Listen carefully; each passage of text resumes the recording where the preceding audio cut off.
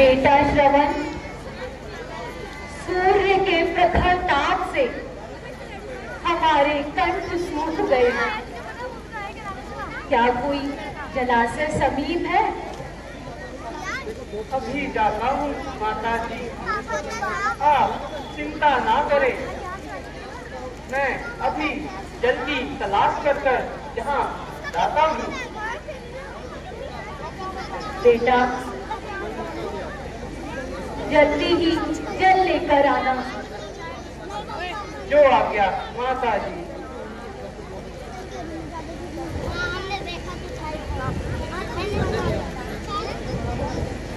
माता जी प्रणाम। आयुष्मान भव।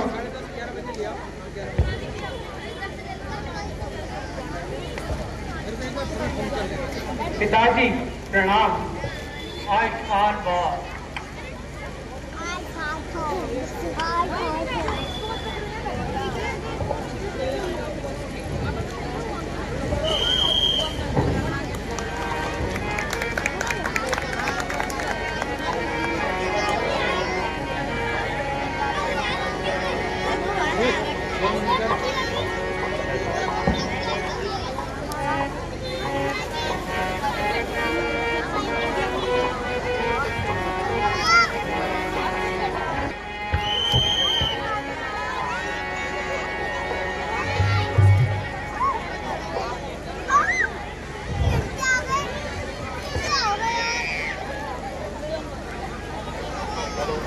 जय श्री राम। मंत्री जी, आज मृगयों द्वारा मनोरंजन करने की तीव्र इच्छा हो रही है। अति उत्तम महाराज, हम सब आपकी सहमति से सहमत हैं। अति उत्तम। यदि आप सभी सभासदों की यही राय है तो सेनापति जी, आप आवश्यक चीजों का शीघ्रातिशीघ्र प्रबंध करें। जो आज्ञा महाराज। अच्छा, आज की सभा यहीं पर विसर्जित की जाती है। जो आज्ञा महाराज।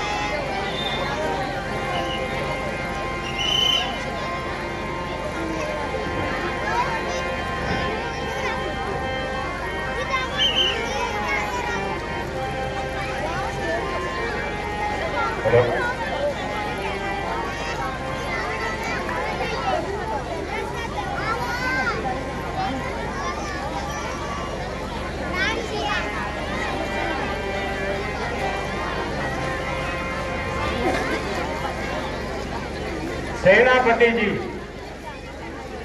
मृग तृष्णा का यही समय है। हमें सतर्क रहना चाहिए। ताकि शिकार हाथ से न निकल जाए। अति उत्तम है महाराज। महाराज सुनिए, इस ओर से कोई शब्द सुनाई दे रहा है। हाँ सेनापति जी, हमें इसी ओर चलना चाहिए। महाराज चलिए तथा धनुष बाण संभाल लीजिए।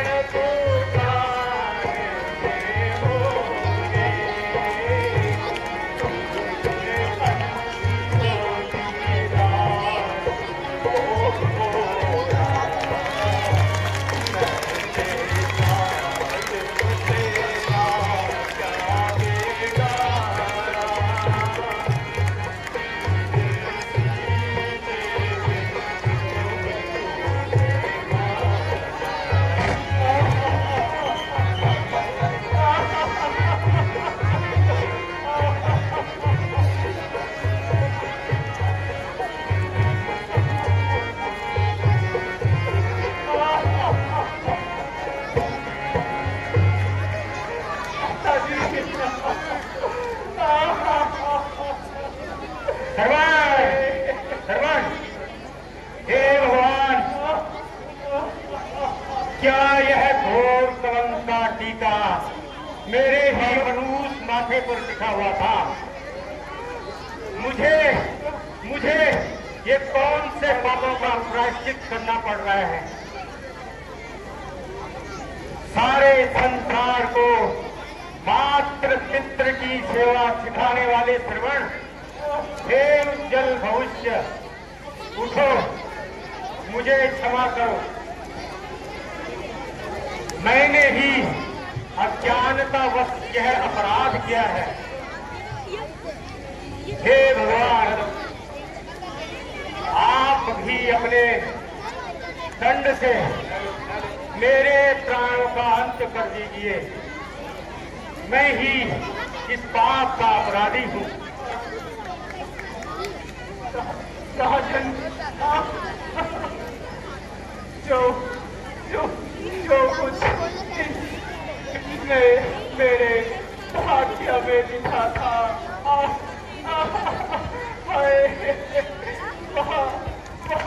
वह तो पूर्ण हो गया। किंतु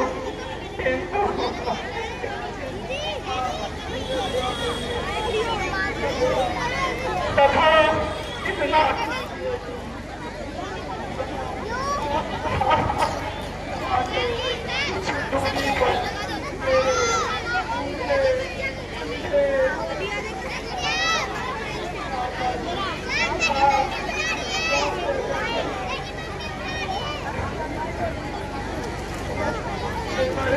आप इतनी कृपा की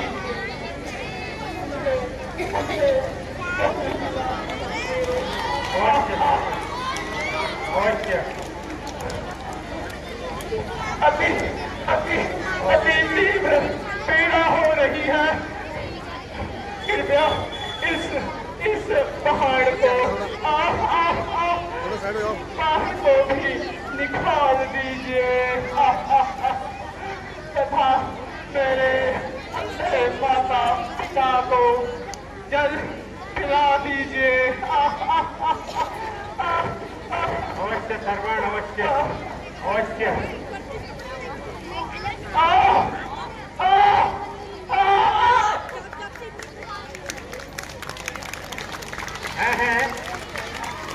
सर्वण,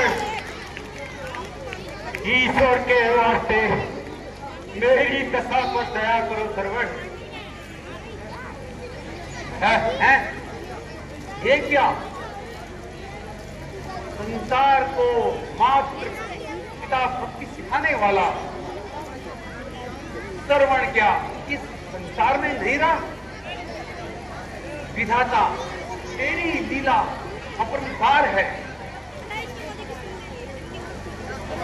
सेनापति जी, मैंने सोचा था कि जब श्रवण माता पिता को तीर्थ यात्रा कराकर वापस लाएगा तो ऐसे पुत्र रत्न को मैं धूमधाम से हाथी पर बिठाकर नगर के बाजारों में भ्रमण कराकर उसके हाथों अनेकों दान और यज्ञ कराऊंगा। किंतु सब करा धराया धूल में मिल गया। रक्षक होने पर भी ये दशरथ भक्षक बन गया। भगवान, हे प्रभु, तुम ही कुछ उपाय करो जिससे मेरा उद्धार हो सके। है यह मार्मिक करुणा स्वर कौन श्रवण को पुकार रहा है? संभवतः है उसके माता पिता व्याकुल होकर अपने पुत्र श्रवण को पुकार रहे हो। उचित अब यही है कि श्रवण के माता पिता की इच्छा पूर्ण करूं। तुम यहीं पर रहो, मैं श्रवण के माता पिता को जल पिलाकर आता हूं। जो आज्ञा महाराज।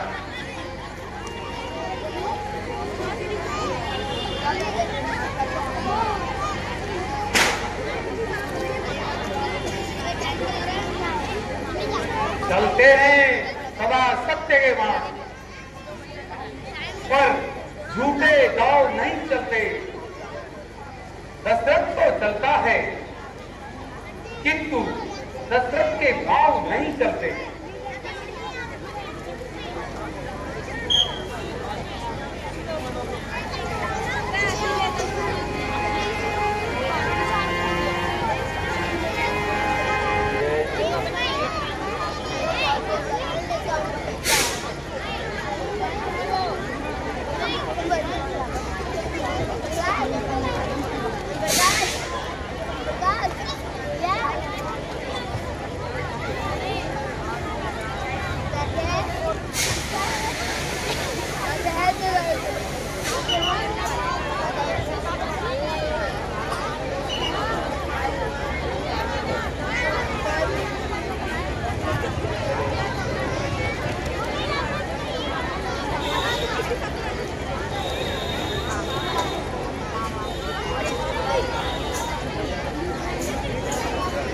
बेटा, बेटा तुम आ गए।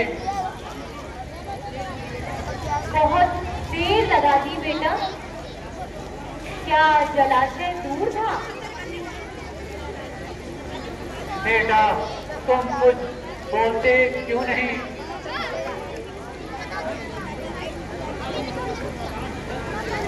माताजी, पिताजी, जल पीजिए। बेटा श्रवण, आज तेरी आवाज भारी क्यों है? तू श्रवण ही है या कोई और?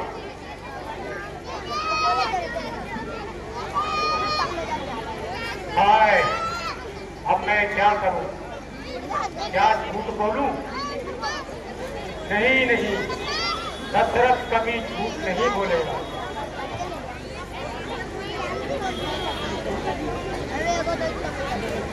माताजी, पिताजी, मैं श्रवण नहीं हूं, बल्कि अयोध्या का राजा दशरथ हूं।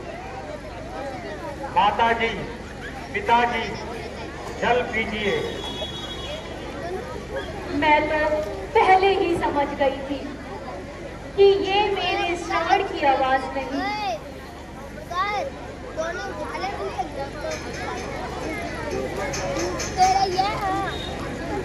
क्यों? तुम क्यों? मेरा श्रवण कहाँ है? वो तो जल लेने गया था। ये बच्चों थोड़ा साइड हो जाओ, थोड़ा सा जगह दो यार। अब निश्चय तो कर ही लिया है कि झूठ नहीं बोलूंगा। हे देव, अब आपका श्रवण इस संसार में नहीं रहा।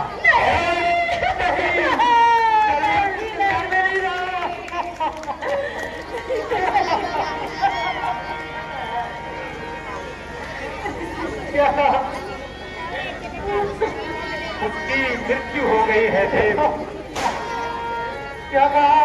मुझे क्षमा कीजिए देव। क्या कहा? मृत्यु हो गई? हाँ देव, नहीं, उसकी मृत्यु हो गई। वही इस अभागे के हाथों से। जब वह सरयू नदी में जल भर रहा था, तो मैंने धोखे से बाण चला दिया। उसी घातक बाण से आए श्रवण का अंत हो गया। मुझे क्षमा कीजिए देव। हाय मेरा सहारा। बेटा, बेटा सर्व।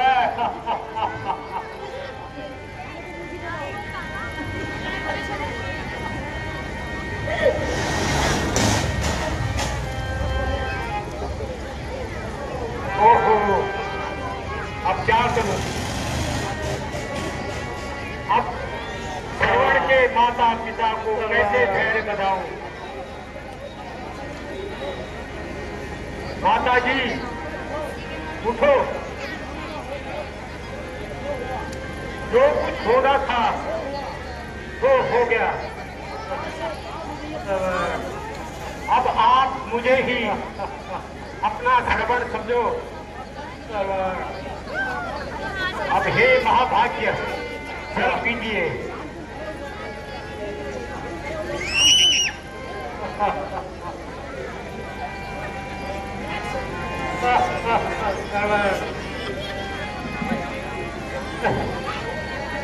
जल जल की रट लगा रखी है। कान खोल कर सुनो। अब हम तेरे शरीरों का जल ग्रहण नहीं करेंगे। जल देने आए हो राजा और मेरे जलदाता को मार दिया। जीवन और मरण के साथ ही प्यारे प्यारे पुत्र श्रवण कुमार को छीन दिया। श्रवण, अब क्या करूं? इस माता पिता को तो जल पिलाना ही होगा। पिताजी जल पीजिए। फिर वही जल की रट लगा रखी है। तो अच्छा ला और ला चल ला।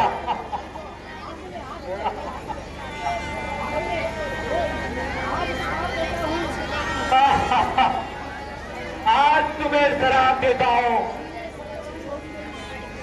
ले, सत्यवाणी होगी मेरी। इसी भांति पुत्र वियोग में में होगी तेरी।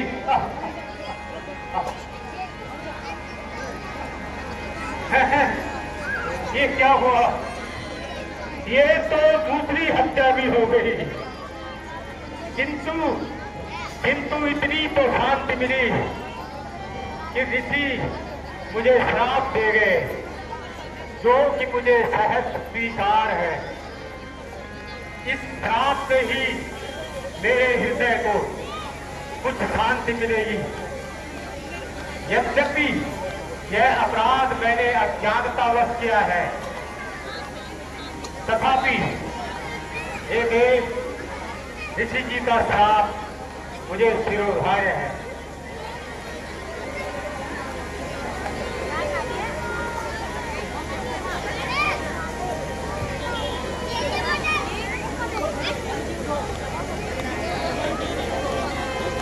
माता जी उठो, जल पीजिए। स्वामी, स्वामी, स्वामी, स्वामी।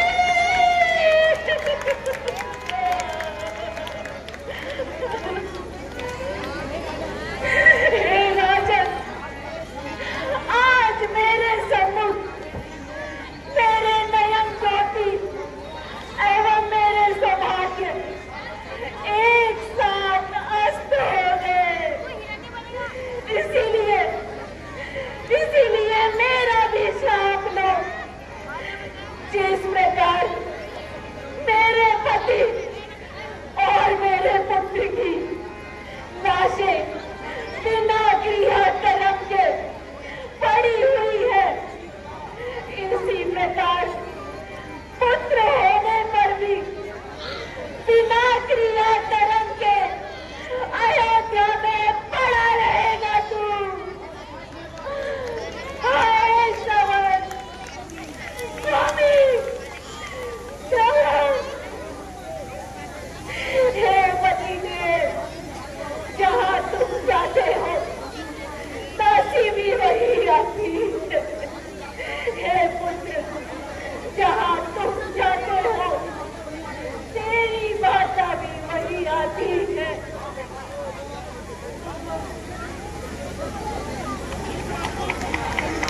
माता जी भी मर गई।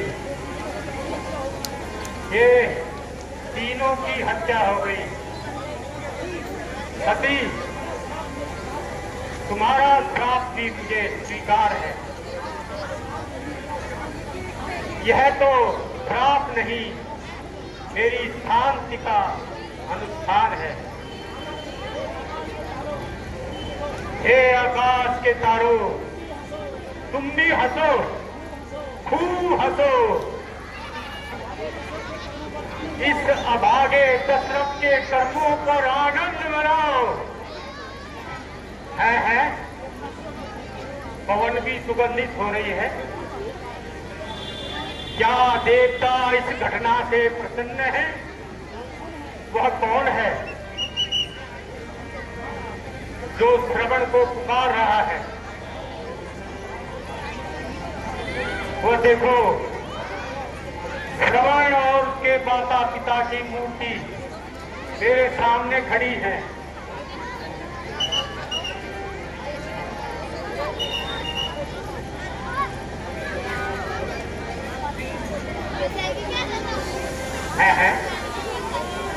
यह मैं क्या देख रहा हूं? तुम कौन हो जो मेरी ओर बिना हिचकिचाहट के आ रहे हो?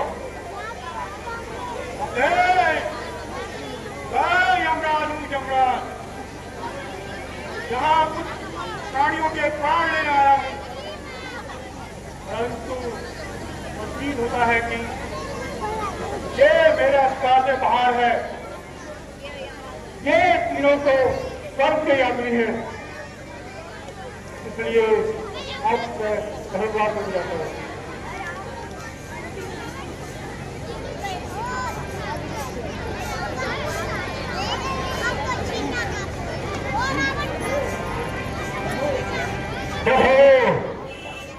यह कैसा परिवर्तन? उस भयानक मूर्ति के सामने धर्मदेव के दर्शन कैसे? अवधेश, भ्रम में ना पड़ो। मैं पापियों के लिए यमराज हूं और धर्मात्माओं के लिए धर्मराज। ये दोनों रूप मेरे ही हैं। अन्यदेव, मेरा प्रणाम स्वीकार करें।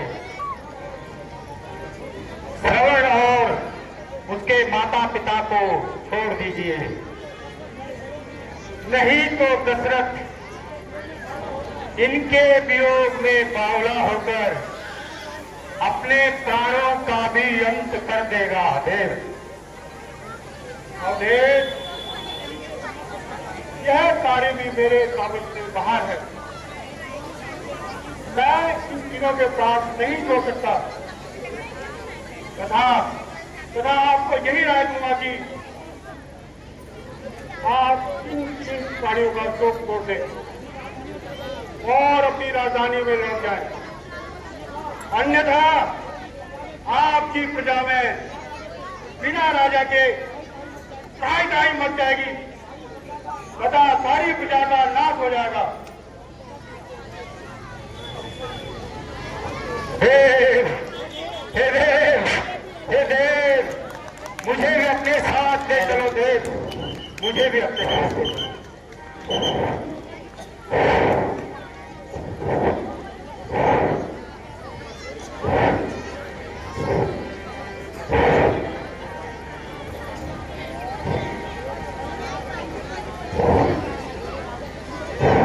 हे राजन, ये क्या कर रहे हो?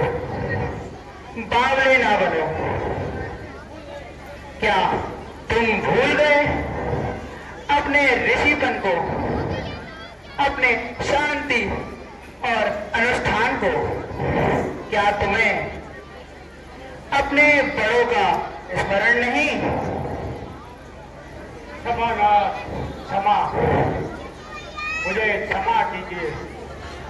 अच्छा, आप ऋषि विश्वामित्र जी के पास जाइए और उनसे अपने पूर्व जन्म की कथा सुनिए। उससे तुम्हारे सारे भ्रम दूर हो जाएंगे। जो आज्ञा भवन आपकी आज्ञा शिरोधार्य।